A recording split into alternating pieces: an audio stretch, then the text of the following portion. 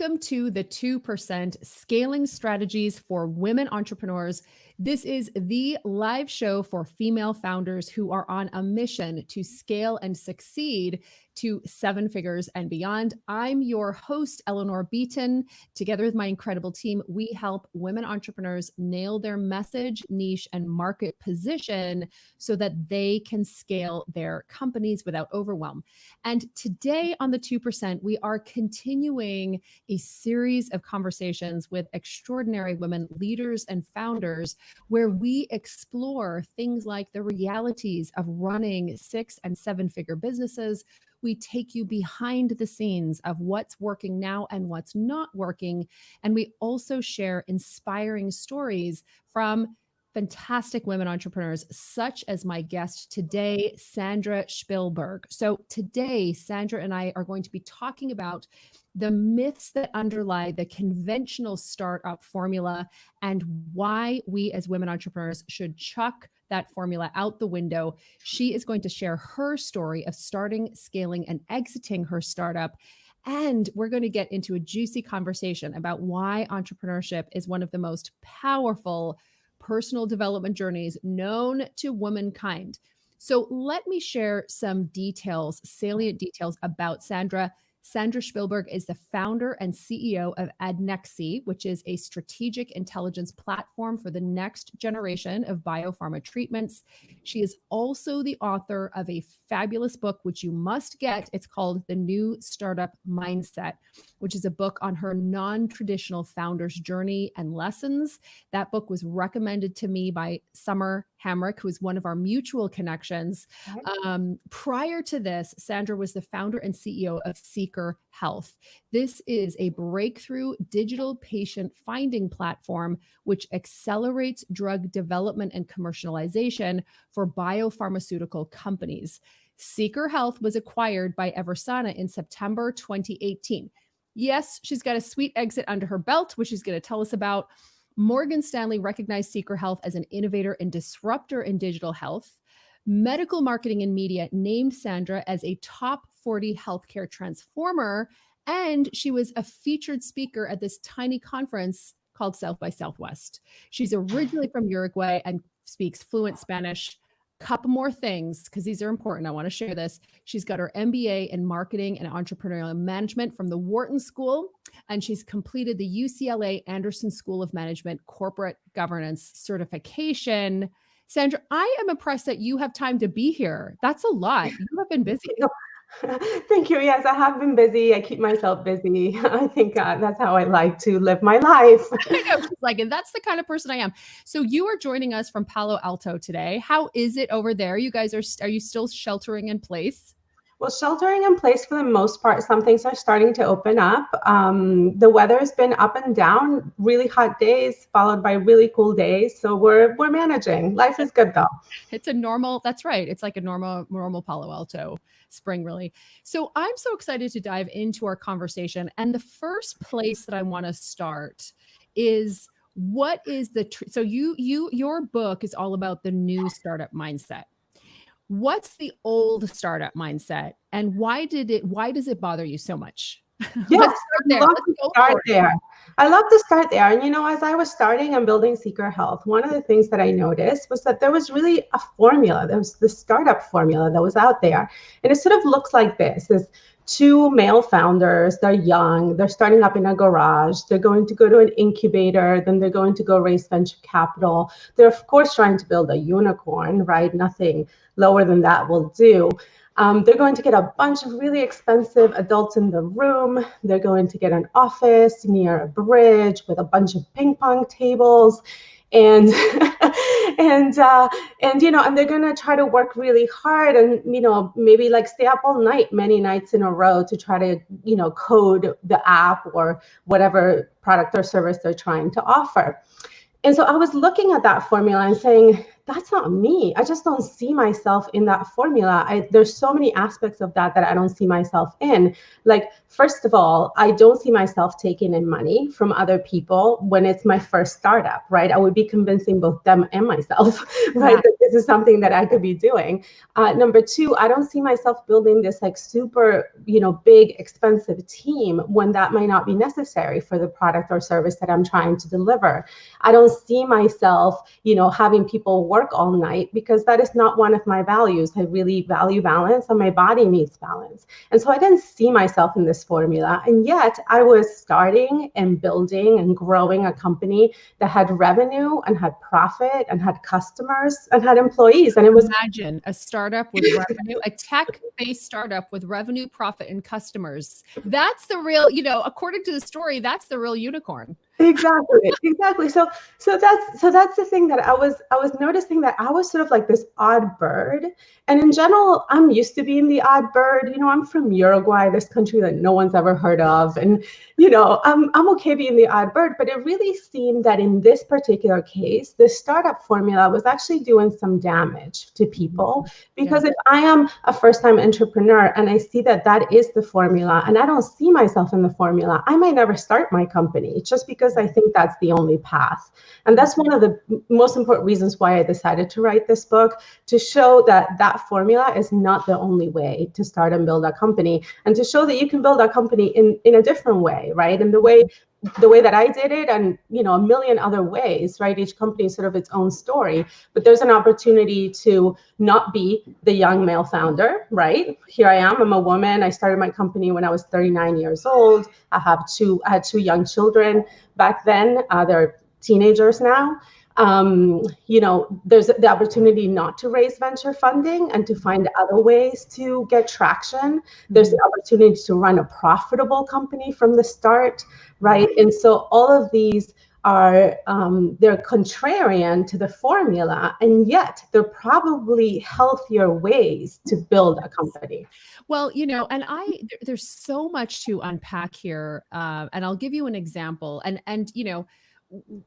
And ultimately, I think what we're saying here is that what that formula does is it creates a picture of what a sort of tech startup should look like, and it also starts to set up all these expectations. So for instance, one of the things you talked about is having super expensive talent. And it's so interesting. So I have a friend who started a business, scaled it big time, zero, external money, did it the old fashioned way through actual cash flow. You know what I mean? Through sales.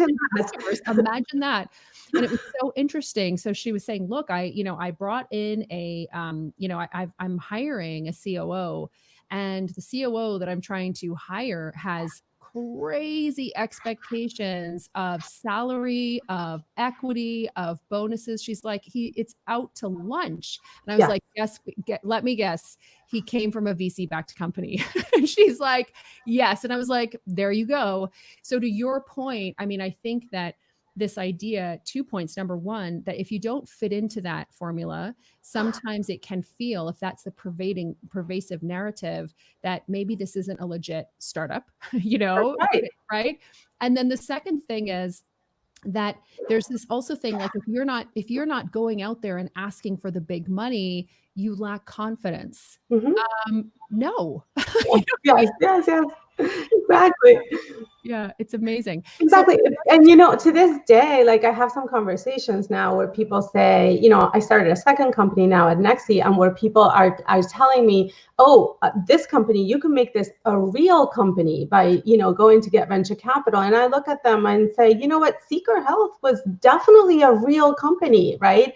And so that's the thing that it's very important from the entrepreneur side, the founder side, to be able to recognize some of these stereotypes, and some of these myths, right, that we're going to talk about, so that you assess them and you say, well, is that me? Do I want that for my startup, or do I want to do it in a different way that makes better sense for what I'm trying to build? Yeah, I love that. Okay, so let's break down the myths. Why don't we start by you kind of doing a quick hit overview of the myths, and then we're going to pull out a few of those to explore more in depth. And folks who are logging on and watching, and team, we're broadcasting across a couple of different platforms. what do you think is one of the myths that drives you the craziest about launching and scaling a business? Please go ahead and share that in the comments, team. Make sure you text those to me so I can see them. But let's dive in. Sandra, what were your 7 myths? Let's sort of wrap Perfect. Yes. So in the book, I identify 7 startup myths that I believe we need to dispel now because they're truly myths. So myth number 1, unicorn or nothing, right? Unicorn So we get nothing. Right. So unless you build a unicorn, then your company is nothing. And in fact, the truth is that right under unicorns, you find all sorts of well-fed animals, right? Giraffes and zebras. And yes. Myth number 2. Pause you there, because to define a unicorn. So a unicorn, correct me if I'm wrong, is a company that reaches $1 billion valuation. And for so many, investors and venture capital, that's what they want in order to get the returns that they're looking for. That's what they're really trying to create. So a company worth $1 billion plus.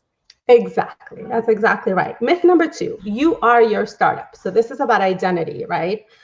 Myth number 3, you need a co-founder. Myth number 4, harder work means bigger success. Myth number 5, I need venture capitalists to fund my startup. Myth number 6, I need to be a young white man to be successful as a startup founder. And myth number 7, my startup needs luck. Oh my gosh. Okay. So here's one that jumped out to me when we were talking. We were sort of having our pre-conversation before we talked today. It's this idea that you are your startup, that your startup is your identity. And I'm going to be honest with you, Sandra. I have fallen victim to this myth myself, where I have had trouble kind of separating myself from the business. So rather than looking at it objectively as this thing that I'm creating, I have absolutely had experiences where it's been like me, yes, which is so difficult. By the way, you can't scale that. You just can't scale that. Like, that's impossible. But let's dive in. So where does that myth come from? And have you had that experience of merging yourself and your companies? Yeah, the reason why I wrote about the myth was because early on I was noticing, right, that my startup was sort of taking over my identity for a period of time, and that the more that I would feed that, the worse that things would go for both the startup and for me. I'm working so hard and I just suck because I'm not. And so basically it was sort of like this moment of awareness of saying, you know what, I am not a startup. I am this person trying to live my life for the impermanent period of time that is afforded by this body. For a period of that time, I might work on this startup. This is one of my creations, right? But I have some distance from the creation, right? Because if the creation, let's say, dies, I don't die. And if the creation dies, it doesn't necessarily mean all that much. Sometimes companies die because of coronavirus, right? Sometimes company die because of a lot of things that we don't control. And so it was very important to begin to separate, right? This is the startup, this is the creation that, I am directing, and this is me, my person, and we are separate individuals and we have separate identities. And I think the minute that I started doing that, things started going better for both of us. Right. But it's interesting because I think, to your point, I think one of the things that happens when it's really merged, if you're having a bad day, and then you can easily confuse that thinking, with stuff that's going on in your business, or it makes it hard to sort of look objectively, take feedback, really explore the customer experience, all of that stuff. I found it impossible to do that until I'd done the work of separating. Absolutely. Right. I agree. And in the book, I give founders a meditation to do because each chapter finishes with a guided meditation. Yeah. And one of them is about putting your startup on a table, right? Like putting it like really separate from you so that you can have some perspective and begin to see what you created. Because with this identity thing, is sort of like this double-edged sword that sometimes when the startup is you are actually not able to see all that you created and how good it actually is, because many of us are very critical of ourselves. And so the minute we get a little bit more distance, you're like, wow, you know what? I have 20 customers. Like, that is pretty amazing. I didn't expect to have 20 customers, right? Like, the startup has 20 customers. And so you start getting a bit more perspective on your accomplishments and also on what still needs to get done. Well, this is so interesting because, of course, I want to use an analogy from my experience writing and creating books and that kind of thing. And of course, you are the author, and people, please go put this in the comments for those of you on our different platforms, the new startup mindset. Please go ahead and put that in the comments so people can see. There it is. So beautiful and organic. So here's the thing that I noticed, and I could see this back in the day when I had a communications agency, was doing a ton of writing, created a ton of books. I remember, writing a book is a lot like building a company. There's labor that's happening day after day. It's about showing up and doing the work. Yes. And some days I would sit down and do the work and I was like, this is terrible. Like, I don't even know. I feel terrible. This is not going easily for me. Yeah. But I'm going to get my words in. And then other days it felt dreamy. Just like running a company, some days it's dreamy and some days it just feels like labor, right? What was so interesting is when the book was done, I would go back and look at it and I could not tell the difference, Sandra, between the good days and the bad days. That distance. And I love your meditation of putting your startup on a table. Who's going to do that? Like, that's amazing, right? So smart. Okay. So that's one of those. The other myth I wanted to kind of explore with you is this idea of harder work equaling bigger success. That's right. So that's a myth, right? Of course, we have to work hard to create something like a startup. There's a lot of work to be done, and sort of this continuous effort, that a marathon really that doesn't really have an end for a while, or a visible end for a while. But it's not about harder work, it's about better work. And while I was building the startup, I was very conscientious about that, right? About what was the best investment of my time. So I'll give you an example. I can, for example, go try to cold call, 70 customers that don't know me, that will never give me the time of day, and I'm going to get probably a very low return. Or I can spend very dedicated time on 1-hour calls with 7 customers that already know and I have a relationship with and have some trust with me, and we've had some shared experiences in the past. And so that's what I'm talking about, right? 7 hours or 70 hours, right? But how do you spend them in the best possible way? And that is also where this issue of funding comes about, because many times for first-time founders, it is very difficult to raise funds, especially for women, minorities. Women and minorities, is very difficult to raise funds. So that was also in the back of my mind. I can spend, I can have 50 meetings with VCs to maybe get 2 to invest, or I can have 10 meetings with 10 customers and get 6 to 7 to buy onto the platform, right? And so it's about really deciding how can you spend your limited resource of time in the best possible way to serve the business. So I love this because I think it's something, when you hear it, intellectually, it's like, of course, that makes total sense. That's what we need to do. In practice, it can sometimes be harder because there's just the pressure of running a business, and you went to bed later last night, you woke up, all of a sudden there's your to-do list. My question for you is, how do you create an environment for yourself where you are giving yourself that breathing space to really be incisive and decisive about what are these few things that get my attention? Yes, this is a great question. And I write about this in chapters 2 and 3. So in chapter 3, I am encouraging you to wake up every day to your startup and ask the question, what is the best action that I can take today? Because if we just show up, right? What is the best action I can take today? What is the best action I can take today? Yes, what is the best action I can take today? And what that does is it begins to prioritize, right, for you, like, what is the best action? What needs to get done today, right? With a startup, like you said, there's so many things that need to get done. It's, it could be quite chaotic and lots of things happening at the same time.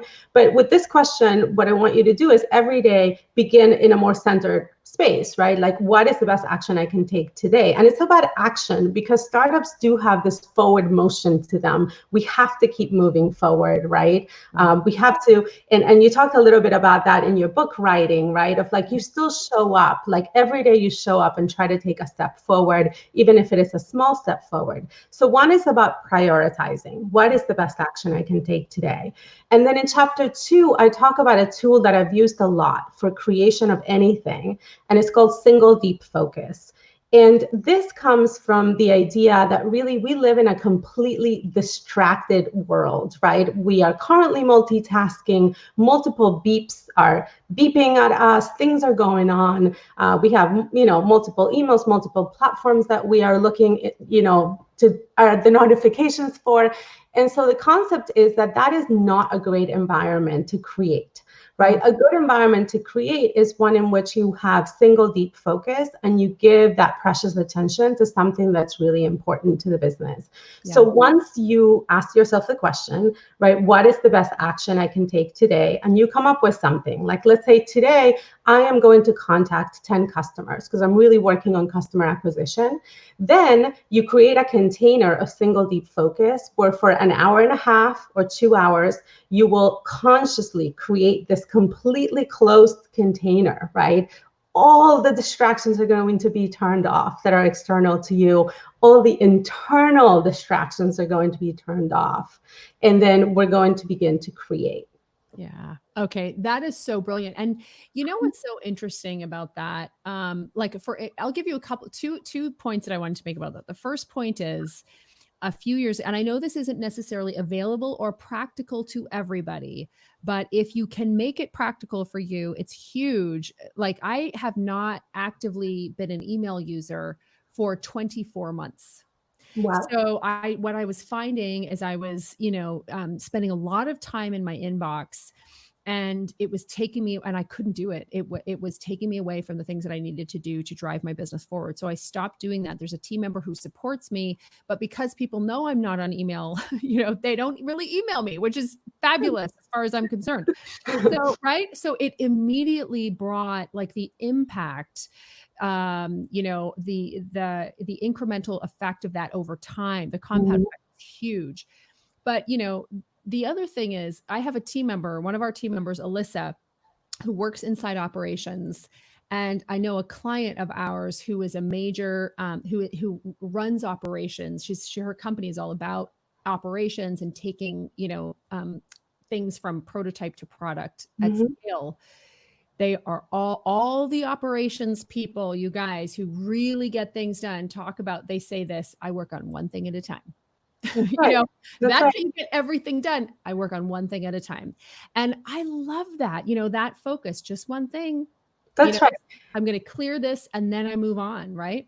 Right. And the truth of the matter is that if you're working on something that's important, it should not be multitasked. The things that we can multitask are the things that are not important. Like, let's say, I don't know, you're at the supermarket and you're shopping for food and you're talking to a friend. Okay, you can multitask that. Yeah. Like, the two of them are kind of like low intellectual need. Yes, especially depending on the friend. Kidding. But the minute you're working on sort of what I call like the basic vital organs of your startup, those should not be multitasked. They really deserve your single deep focus. And so in the book, I go through a whole process that you could do to set up this container. And it's about turning things off, right? And so there's all the external things. In a way, those are easier to turn off: the notifications, maybe even the Wi-Fi. If you don't need to be on Wi-Fi, you can turn it off. You can turn off loud people or needy people that might need you, and just tell them, I'm going to be focusing now for an hour and a half. But then the other thing that we need to turn off are some of the internal distractions. And I categorize them into two categories: the ones that happen in the head and the ones that happen in the body. The ones that happen in the body are pretty easy, right? Have a little snack, have a little bit of something to drink, and then go to the bathroom before you start your period of single deep focus, so you won't be bothered by hunger or thirst or having to go to the bathroom. But then the ones in the head here, these are the most important ones. And these are sort of these thoughts that come up from voices that we hear in our head saying, I can't do it. I don't want to do it. If it's not perfect, I'd rather not do it. Why am I even doing this? You know, I should go back to my corporate job. Never gonna work. You're gonna be so embarrassed. That like that? That's right. Exactly like that. And so basically the minute you hear them, like what I would say is like, oh, I hear the voice and I'm going to turn it off because you know what? I decided that my single best action I can take today is to work on XYZ. And so I'm going to go work on that and turn off those voices that are in my head.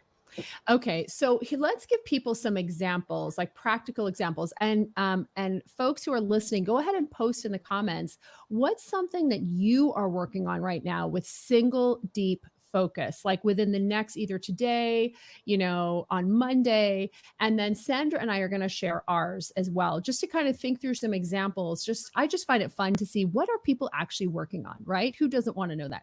So Sandra, can you give us an example, you know, as you think about where you are right now with at Nextdeep, what are the types of things, what's an example of something that you would be applying this single deep focus toward, and what does that look like for you? Yeah, exactly. So I started at Nextdeep recently. It's been in a period of single deep focus. So I'll give you an example of what a period looks like. One would look like as I'm ready to, you know, I've been ready to begin to pitch customers to offer the platform to them. So a period of single deep focus would be to put together those slides that I want to show, right? Those 10 to 12 slides that say, this is the lead up into the platform demo, like what do those slides need to say? And so I'm going to use a period of single deep focus, maybe sometimes more than one, right? To sort of say, what's the story I want to tell? What are the key features I want to highlight? What's the problem that I'm solving here with this company? And how am I solving it? So that's a perfect period of deep focus. And so how long will you sit down for? Yeah, great question. So usually about an hour and a half to 2 hours. Okay. And you notice, because right around that time, for most human beings, we begin to lose focus, right? And we either start making typos or we start fidgeting too much, and we got to get up and we got to do something else, right? And so single deep focus is not meant to be something, a state that you're in the entire day. No, it's an hour and a half, 2 hours, and maybe you do 2 or 3 of those a day. And then you come back to it. And so when I'm not doing single deep focus, then I'm working on other tasks that don't require that type of intensity, right? But there's still, you know, there's still things that need to get done. Like, you know, I might switch over to like, okay, let me look at the transactions on the credit card to categorize them in my bookkeeping system, because we just started and we don't have a bookkeeper. Right? Real soon. But those kinds of things that are like, doesn't really require a lot of buying groceries, talking to the friend. Like exactly.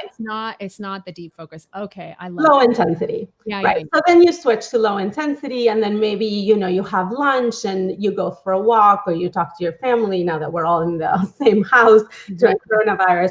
And then I might return in the afternoon for another period of deep focus, or not, or I may do that the next day, right? Like for me, I know my brain is always freshest in the morning. So I really try to protect that time in the morning to do the things that are more important for my company. Yeah, I love that. And so for me right now, my area, a project that I'm working on with single deep focus is developing a really strong partnership strategy for the next 2 quarters, really. So identifying who are they, what exactly is my ask of them, and then creating the materials that go along with that ask. Exactly. So again, right. But to your point, Sandra, these are the kinds of things that can hang over our heads, that we can overcomplicate. And so instead you go and you chew up time on Slack, or you are chewing up your time, numbing, you know, out the stress, looking at social media, you know, all of these things that might feel as though they are moving something forward in some small way, but are in fact robbing, robbing us of our greatest contribution and effort. Yeah. That's right. That's right. And sometimes we go to Slack and we go to all these other distractions because what we're feeling is internal resistance, right? Yeah. And one of the things that's really helped me in this process of both creating a company, a book, and now another company, is that resistance is completely normal. It's part of the creation process. But the way to deal with the resistance is to get back to work. It's not to get away from work, right? Right. So when I had the resistance coming up, you know, it happened with the book exactly in chapter 6. I wrote the introduction, chapters 1 through 6, and then I'm like, I don't want to do this anymore. Like, I don't, and it's very strong. It's a very strong voice. I don't want to do this. Why am I doing it? No one's going to read it. This isn't important. Like, all these voices come up and it's like, oh, this is resistance. This is exactly. And it happens generally once you're kind of like pretty into the project, and it's too late to turn back. And the most important thing to say is to recognize this is resistance. It happens every time we're creating something. And what I need to do now is keep going, not turn around. Mm-hmm. And to know what resistance feels like to me, resistance feels like a big drop in energy. Yes. And so it's like, and then you start to intellectualize it, which for us and everybody listening is really hard because we're all so intelligent, of course. And so then you're like using your brain power to justify your resistance, to back up the resistance. And that robs you too. It's like, that's right. That's right. Not helpful. Yeah. So there's so much to ask you about, but there was something that I really wanted to, and I think everyone here, I mean, one of the sort of, I know something that's been huge for you, Sandra, is this idea of how entrepreneurship and building and scaling and exiting a startup has been a tremendous personal development path, and you can hear it through the conversations that we're having. There was one thing that we talked about, that I wanted to bring up here, and it's this idea of competition, right? And so you have some really fascinating views on competition that I wanted to kind of explore a little bit as we start to wrap up. That's right. Yes. Competition. Yeah. Yeah, excellent. So competition is probably one of the areas in which I experienced the most personal growth during the time of my startup. Yeah. And so I started a company that was a patient finding platform. Initially, it was pretty novel, and I really focused the company in a niche that was really underserved and other companies were not going after. But one of the things that would literally keep me up at night was competitors. Like, who else is out there, and how do I find out more about them? And sort of like in my imagination, the competitors were sort of like this sort of big Goliath. And I was like this like tiny little David, like trying to like make my way through. And basically what was my reaction to competitors was fear, right? If I had to label it and be aware of what I was feeling, is I was feeling fear that they were going to be better, or they were going to take over the market, and there wasn't going to be a place for my company. And so at one of the conventions that sort of like everybody goes to, that is in clinical trials and clinical trial enrollments, I happened to meet one of my competitors face to face, and I write about that in the book. And I begin to ask them questions, right? And then as I ask them these questions, I realized that really they're not our competitors.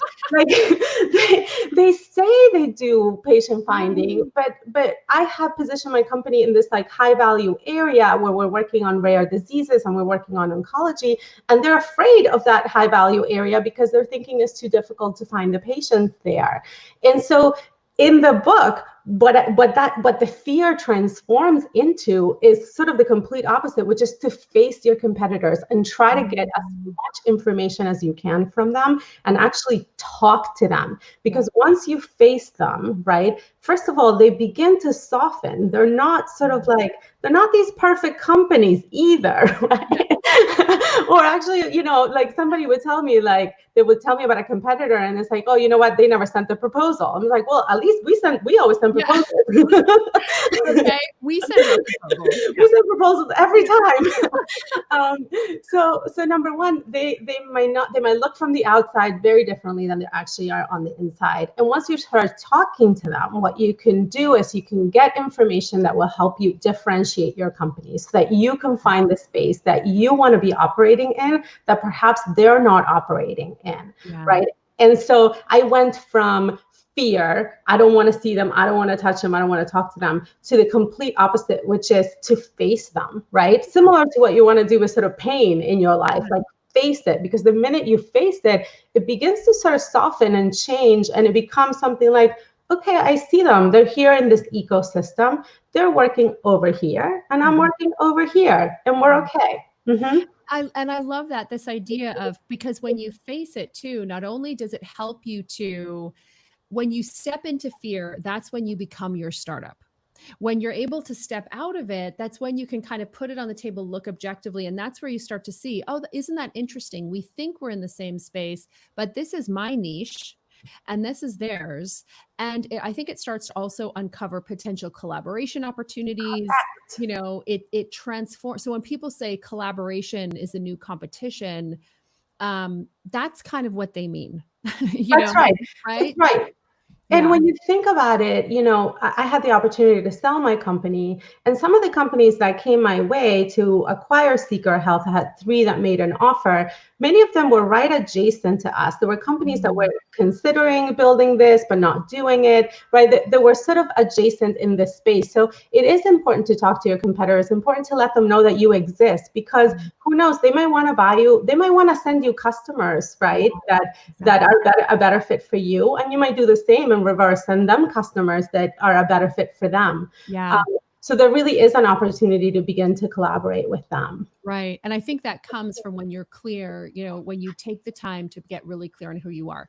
So Yes. before we move into the next phase, where I really want to ask you any final success tips you have for women entrepreneurs and female founders. And then, of course, we're going to send people to where they can go and buy your book and also learn more about you. I want to have just a little word from our sponsors. So today, this episode of the 2% is sponsored by our upcoming masterclass, Clarify Your Niche. Of course, Sandra and I have just been talking about the importance of clarifying your niche. You can get more information on this free masterclass at clarifyyourniche.com. So let's go back and wrap up with this. So as you think through your experiences, and honestly, one of the pieces when I go to bed tonight, I'll be thinking about my favorite conversations of the week. One of the things that sticks out to me is when you said, I was 39 years old. I had 2 kids. I started my startup. I didn't take any money. Just that sharing that experience and sharing a different narrative. And of course, at the time that we are having this conversation, I think what the world is seeing is the importance of different narratives and That's right. like as we bring different narratives, it allows us to see how some of the systems that are in place are one narrative only. That's right. Exactly. Yeah. So it's just such, when you think about that experience, launching, scaling, exiting, creating your book, starting a new startup, of course, all of this is on the heels of a very successful corporate career. What sort of success tips or strategies or insights would you like to leave with our audience today? The most important thing I want to leave you all with is do it on your own terms. It is absolutely possible to do it on your own terms, to create the things that you want to be creating in this life in a way that is aligned with you, right? That is aligned with your purpose, that is aligned with how you want to be seeing yourself in the world, what you want to be leaving behind. So on your own terms. If there's a formula there and it fits you, then follow it. If there's a formula there and you don't see yourself in it and it's not for you, it was never designed for you, then don't follow it and go find another path. And if you have to blaze that path, then go ahead and blaze it, because there's more people coming right behind you who are going to thank you for it. So true. So true. Okay. So where can we go? Where can people go to learn more about the work that you've done, to get your book? And again, The New Startup Mindset by Sandra Shpilberg. Please go ahead and create that book. I think when women, you didn't have to write this book. Right? That's right. You didn't have to. And I think, but doing it and sharing your story and sharing this other narrative of how companies can start up is so powerful. And, it's a contribution to the entrepreneurship world. Yeah, thank you for that. Books, and they're all written by men. That's right. That's right. That's actually why I wrote it. Also, so this, my website is probably the best place to go. It's my name, sandrashpilberg.com. The book is available everywhere where books are sold. So, and it's in 4 formats. So hardcover, paperback, Audible, and ebook. And so you can consume it in any of those ways. And Eleanor, you sort of got to this. I did not write this book to make money. Books like this don't generally are money-making propositions. I can make better money running a business. I made this book to share the information with you. So if it happens to be that any of the prices that are out there on Amazon do not fit you, please contact me through my website, and I will find a way to get you the book or the audiobook for free. I just want you to read the book and consume the content. I only wrote it to tell another tale. I wrote it to share my experience because it was so different. I wrote it to add a woman's voice to the startup library. And mostly I wrote it to encourage you to go pursue your dreams on your own terms. Yeah. Oh, I love it. And one of the things that we're looking at doing is because of this sort of conversation we're having at the end of our other conversation, so many of the books, so many of the business books out there have been written by men. They're great. We love them and we love men, right? I'm married to one, right? Me Great. too. I'm the daughter of one.